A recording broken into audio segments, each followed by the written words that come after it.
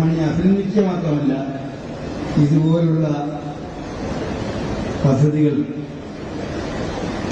വരും കാലങ്ങളിലും കോട്ടയത്ത് കൊണ്ടുവരാൻ മാണിക്ക് അവസരമുണ്ടായിട്ട് ആശംസിക്കുന്നു. ഇതൊരു അഭിമാന മുഹൂർത്തം, ഒരു ചരിത്ര നിമിഷം. അതിന് സാക്ഷികളാകാൻ നമുക്ക് സാധിക്കുന്നു എന്നത് തന്നെ വലിയ ഒരു നേട്ടം.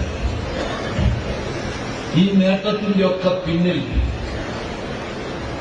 എല്ലാ അഭിനന്ദനങ്ങളും ഏറ്റുവാങ്ങാൻ അർഹതയുള്ള ഒരാൾ, അത്